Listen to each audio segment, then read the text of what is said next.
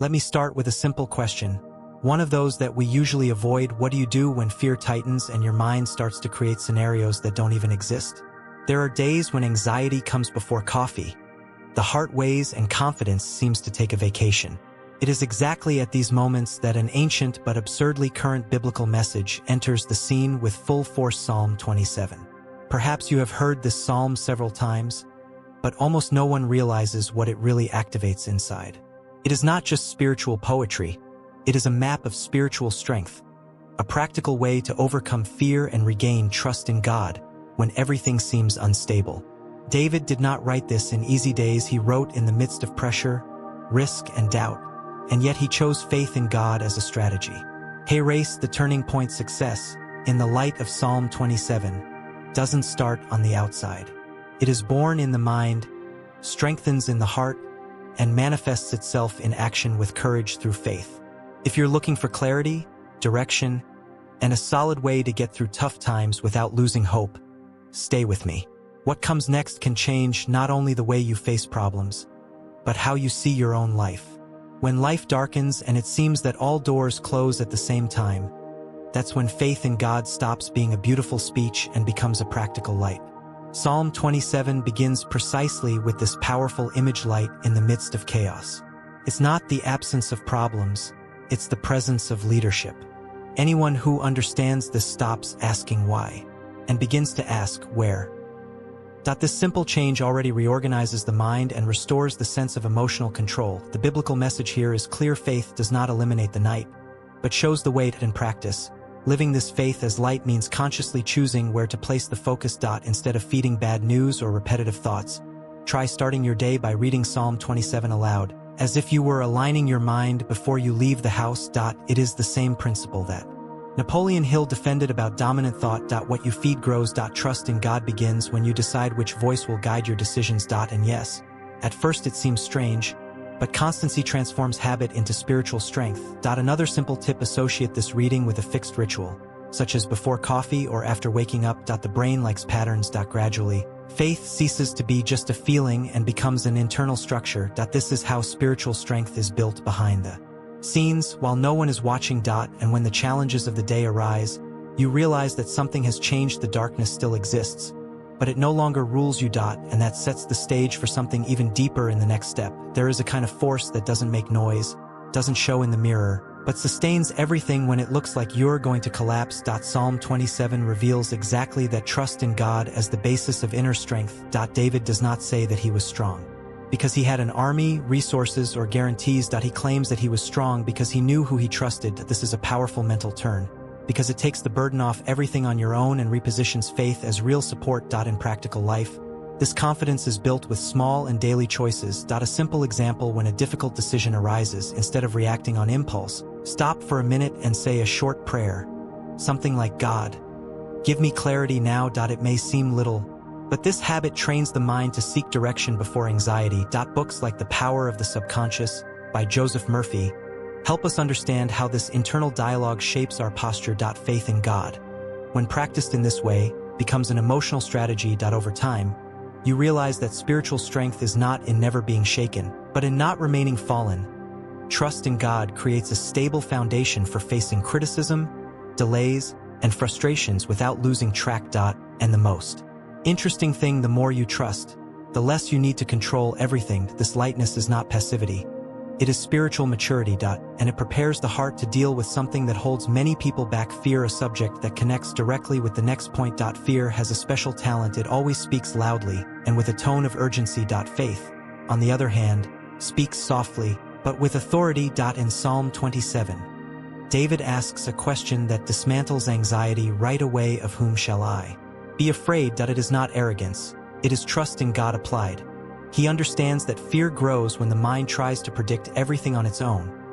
The biblical message here is straightforward: when God occupies the center, fear loses ground. To overcome fear on a daily basis, it is necessary to learn to interrupt the cycle of anxiety. A simple exercise works very well when a frightening thought arises. Consciously respond with a phrase from Psalm 27, such as, "The Lord is my light." This internal Confrontation reorganizes the mind. Psychology calls this cognitive restructuring. The Bible calls it faith in action. Faith in God does not ignore fear. It talks to it and puts it in the right place. Another powerful practice is to limit the consumption of stimuli that fuel anxiety. Excessive news, unfiltered social networks, and negative conversations drain spiritual strength. Try replacing this time with a short reading, such as Proverbs or even personal notes on gratitude.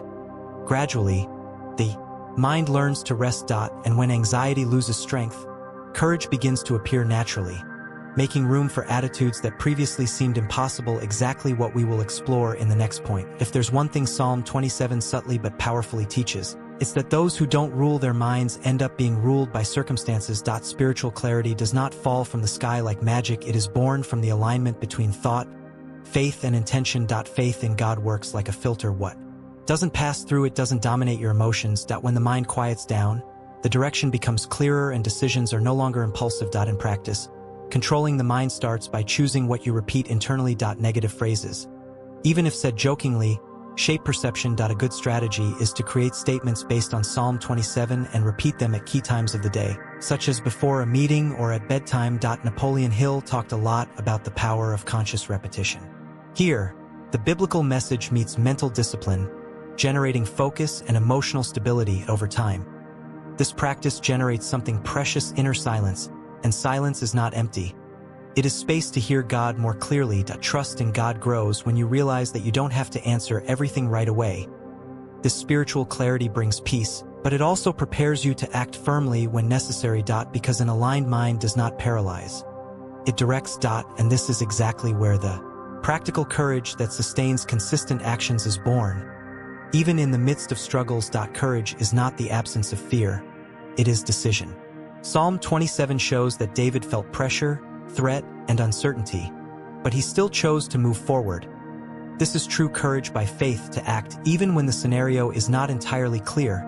Trust in God does not eliminate risks, but it gives strength not to be paralyzed. Those who expect to feel total security to act end up getting stuck in place. On a daily basis, this translates into small but intentional steps. Sometimes, the action of courage is to send that difficult message: resume a shelved project, or simply maintain a healthy routine even without motivation. A good exercise is to ask, what is the smallest step I can take today with faith in God? Napoleon Hill argued that organized action conquers fear. Spiritual strength grows when faith comes out of thought and into movement. And something curious happens when you act like this: fear begins to recede. Not because it disappears, but because it loses authority. The biblical message of Psalm 27 supports this firm stance, reminding us that courage does not come from controlling one's circumstances, but from the certainty of not walking alone. This attitude creates a positive cycle. Action generates trust. Confidence generates more action. And this flow naturally leads to learning to wait on God without giving up.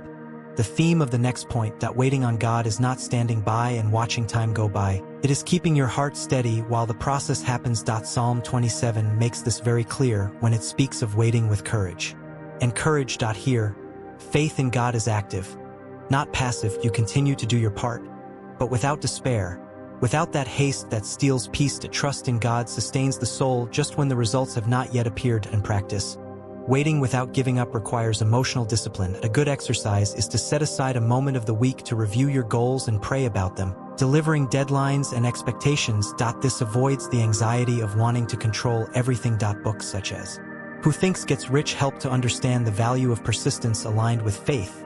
Spiritual strength grows when you learn not to abandon the path just because the return is delayed. Over time, this conscious waiting transforms your inner posture. You stop comparing yourself, stop measuring your life by the pace of others, and start trusting in the right time. The biblical message teaches that to give up is to interrupt the process before the harvest. And those who learn to wait with faith discover something precious. God also works in silence. The spiritual maturity sets the stage for something even deeper: intimacy with God as the real basis of victory. There is a huge difference between knowing about God and walking with God. Psalm 27 reveals that true victory is born of this daily, simple, constant intimacy. David was not only seeking deliverance, he desired to be in the presence of God. That changes everything. When faith in God is transformed into a relationship, trust in God ceases to be an effort and becomes a natural consequence. Victory begins within, long before it appears outside. In practice, intimacy is built with constancy.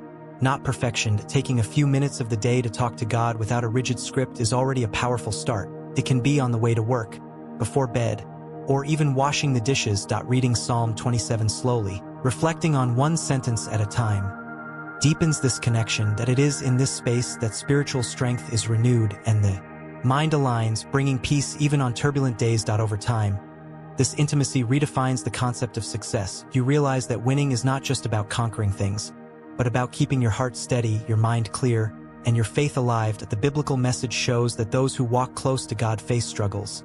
Yes, but they do not walk lost. This proximity generates security, identity, and direction, elements that underpin any lasting victory.